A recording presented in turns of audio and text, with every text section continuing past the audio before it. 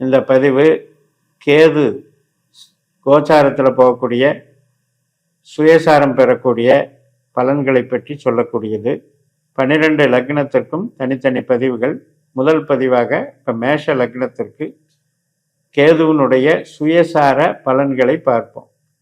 அதாவது ஏப்ரல் 20ஆம் தேதியிலிருந்து நவம்பர் 25ஆம் தேதி வரைக்கும் கிட்டத்தட்ட 7 மாதங்கள் இந்த கேது தன்னுடைய சொந்த நட்சத்திரமான மகம் நட்சத்திரத்தில் சிம்மராசியில் நட்சத்திர சாரம் மாறி பிரவேசிக்கிறார்.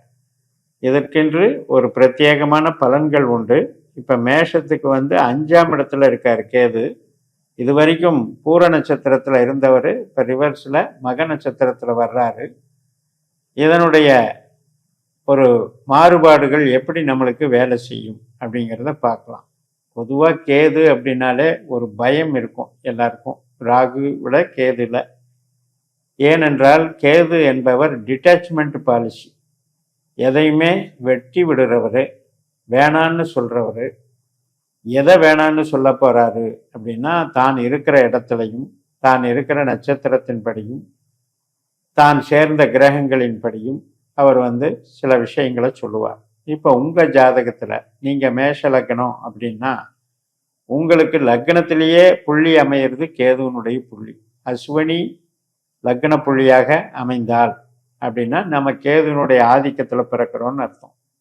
அந்த மாதிரி அஸ்வினி லக்ன புள்ளியாக அமையும் போதே 5ஆம் இடமும் 9ஆம் இடமும் நமக்கு கேதுவனுடைய ஆதிக்கத்துக்குள்ள வந்துடுது.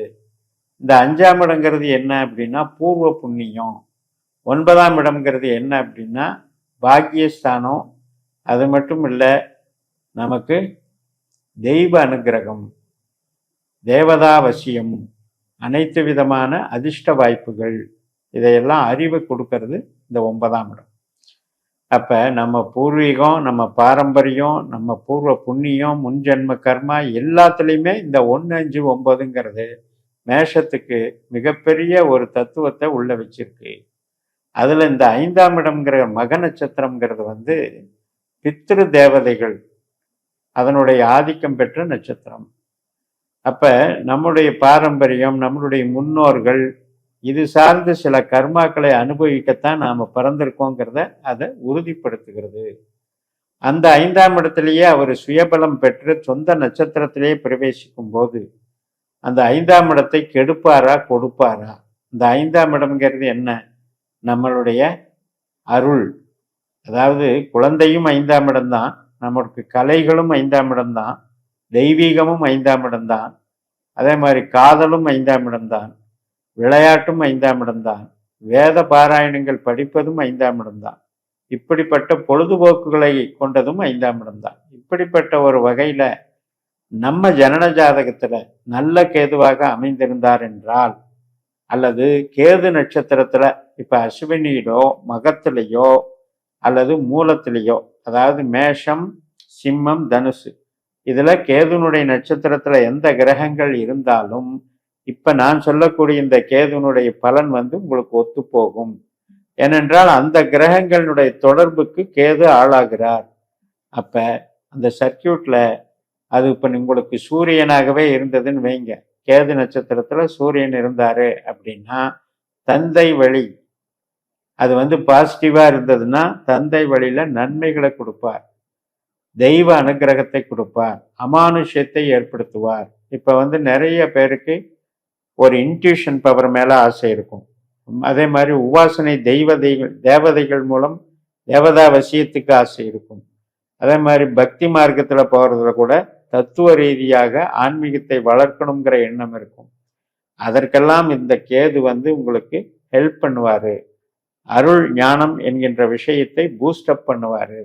அதுக்கு ரொம்ப ரொம்ப சிறப்பாக இருக்கு. அதுக்கு உங்க பாரம்பரியம், உங்க குல தெய்வம், உங்க இஷ்ட தெய்வத்திலிருந்தே அதுக்கு உண்டான ரூட்டுகள் கிடைக்கும். அப்படிப்பட்ட ஒரு அமைப்பை இந்த கேது இப்ப செய்ய போறார். இப்ப உங்க ஜனன ஜாதகத்துல சந்திரன் விட்டுருங்க, சந்திரன் டெய்லி நகரக்கூடியவர். செவ்வாய் கிரகம் கேதுனுடைய நட்சத்திரத்துல இருந்ததுன்னா அதீதமாக உணர்ச்சி வசப்படுறது, பிறந்தவர்கள் கூட பிறந்தவர்கள் சம்பந்தப்பட்டதுல நம்ம எமோஷன் ஆகிறது. அப்ப அது நல்ல கேதுவாக இருந்தால், பாசிட்டிவான பாவத்தை இயக்கிற மாதிரி இருந்தால் தீய பலன்களை தராது. அதாவது சொந்த பந்தத்தில் இந்த இரத்த சம்பந்தப்பட்ட உறவுகளில் ஒரு அந்யோன்யத்தை ஏற்படுத்தும். ஆனாலும் கூட அது எப்படிப்பட்ட அந்யோன்யம், கேதுவுக்கும் செவ்வாயும் என்ன கனெக்ஷன், எப்படிப்பட்ட ஒரு எமோஷனை ஏற்படுத்தும்னா ஒரு அரகண்டாக பிஹேவ் பண்ணுறது. அதாவது முன்கோபமாக ஒரு பாசத்தை கூட முன்கோபமாக செலுத்துறது, ஒரு ஆக்கிரமிப்போடு செலுத்துறது, ஒரு அதிகாரத்தோட பாசம் வைக்கிறது, ஓவர் பொசசிவ்னஸோட பிஹேவ் பண்ணுறது, அதீதமான காம உணர்வு, இதையெல்லாம் தான் இந்த கேது செவ்வாயினுடைய கனெக்டிவிட்டி நம்மளுக்கு கொடுக்கும். இப்போ அதே கேதுனுடைய நட்சத்திரத்தில் உங்களுக்கு சுக்கிரன் இருந்தார் அப்படின்னா, இப்போ நமக்குடைய திருமண வாழ்க்கை, குழந்தை பேரு, பெண் குழந்தை அல்லது சகோதரி வர்க்கம், தந்தை கூட பிறந்த சகோதரிகள், அத்தைமார்கள், இது மாதிரி சம்பந்தப்பட்ட கனெக்டிவிட்டியை அங்கே கேது உருவாக்குவார். அதன் மூலமாக நிகழ்வுகள் நமக்கு தொடர்புகள் அமையும். ஈவன் திருமண காரியங்களுக்கு கூட இது ஒரு பாசிட்டிவாக நடக்கும். பொதுவாக கேதுவை சூது அப்படின்னு சொல்லலாம். அதாவது ஒரு மாதிரி ஒரு வஞ்சக செயல் புரிகின்ற கிரகம். இப்போ சனியை எப்படி சொல்கிறோம், அது மாதிரி அந்த மாதிரி கிரகம் இருந்தாலும் அந்த பாவம் 5ஆம் பாவம் அப்படின்னு இருக்கும்போது அந்த பாவத்துக்கு அது நல்லது தான் பண்ணும். இப்போ ஒரு கலைகள் இருக்கிறீங்க, அதில் இப்போ ஒரு சினிமாவில் ஒருத்தர் நடிக்கிறாரு அப்படின்னா, இப்போ செவ்வாய் கேது காம்பினேஷன் அப்படின்னா அது எமோஷனல் கேரக்டரில் நடிப்பார். ஒரு வில்லன் வேஷம், இந்த மாதிரி எமோஷனல் கேரக்டர், கோபதாவப்படுறது, சண்டை போடுறது, இது மாதிரியான கேரக்டரில் நடிப்பார். அதே சுக்கிரனாக இருந்தால் கவர்ச்சிகரமான கேரக்டரில் நடப்பார். அதை எமோஷனலை கேதுன்றது ஒரு கொஞ்சம் சூது கலந்து அதை செயல்படுத்துவார். இப்போ ராகு கேதுனுடைய நட்சத்திரத்தில் இருக்குன்னு வைங்க, அதீதமான உங்களுக்கு விளையாட்டுகளில் இன்ட்ரெஸ்ட்டு, அதீதமான கற்பனைகள், உணவு உண்றதுலேருந்து எல்லாமே கொஞ்சம் பிரம்மாண்டமாக இருக்கணும்னு நினைக்கிறது, இது மாதிரி வேலை செய்வோம். அதே குரு காம்பினேஷன் இருந்ததுன்னு வைங்க, இப்போ உங்கள் மேஷ லக்கணத்திலேயே கேது நட்சத்திரத்திலேயோ 5ஆம் இடமான சிம்மத்திலேயோ அல்லது 9ஆம் இடமான தனுசுலேயோ கேது நட்சத்திரத்தில் குரு இருந்தாருன்னு வைங்க, அப்போ ஆன்மீக ரீதியாக பெரிய டெவலப் பண்ணி விட்டுருவார். அப்போ இந்த கேது தத்துவத்தை உபதேசிக்க வருகிறார். சரி, என்ன பலன்? இதே சனி இருந்ததுன்னு வைங்க, ரொம்ப தாமச குணத்தை ஏற்படுத்திடுவார். நமக்கு எல்லாத்துலேயுமே சலிப்பு, வாழ்க்கையில் வெறுப்பு, நான் எதுவுமே எனக்கு வேண்டாம், நான் ஒரு சோம்பலாக இருக்கிறது. அதாவது தாமச குணம் என்றால் எதுலையுமே ஈடுபாடு இல்லாமல் விரக்திய மனோபாவத்தில் இருக்கிறது, கிட்டத்தட்ட சன்னியாசி யோகத்தை கொடுக்கறது. இந்த மாதிரி இந்த கன்ஜெக்ஷன் லெவலில் இப்போ மேஷத்துக்கு இந்த 7 மாதத்தில் இது மாதிரியான விஷயங்களை நாம் உங்கள் ஜாதகப்படி நீங்கள் டேலி பண்ணிக்கலாம். அதே நேரத்தில் எதுக்கு பாசிட்டிவ் எதுக்கு நெகட்டிவ் அப்படின்னா, உங்களுக்கு கேதுவனுடைய திசையோ புத்தியோ அந்தரமாக நடந்தால் உற்பத்தி சார்ந்த தொழிலுக்கு நல்லா இல்லை. ட்ரேடிங் பண்ணுறீங்க, ஒரு வியாபாரம் பண்ணுறீங்கன்னா அதுக்கு நல்லா இல்லை. ஆனால் கமிஷன் வகையில் செய்கிறதோ, ஆன்மீகத்தை தொழிலாக பண்ணுறதோ, ஒரு ப்ராஜெக்டில் ஈடுபடுறதோ, இந்த மாதிரி பண்ணுறதுக்கெல்லாம் நல்லா இருக்குது, ஒன்றும் பிரச்சனை கிடையாது.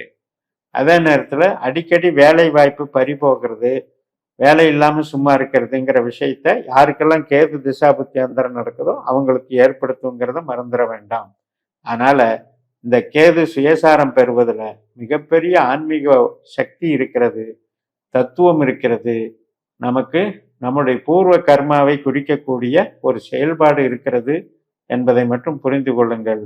உங்களுடைய ஜாதகத்தை தொடர்பு படுத்தி நீங்கள் மற்ற பலன்களை பார்த்துக்கலாம். எந்த ஒரு பெயர்ச்சி, எந்த ஒரு கிரகசார மாற்றமும் அவரவர்களுடைய திசா புத்தி அந்தர சூட்சுமம் ரீதியாகத்தான் பலன் தரும் என்று சொல்லி நிறைவு செய்கிறேன். இந்த சேனலை சப்ஸ்கிரைப் பண்ணி ஷேர் பண்ணுங்க. உங்கள் தனிப்பட்ட ஜாதக பலாபலன்களை என்னுடைய வாட்ஸ்அப் நம்பரில் தொடர்பு கொண்டு பலன் பெறுங்கள். உங்களிடமிருந்து விடைபெறுகிறேன். உங்கள் JMS. நன்றி, வணக்கம்.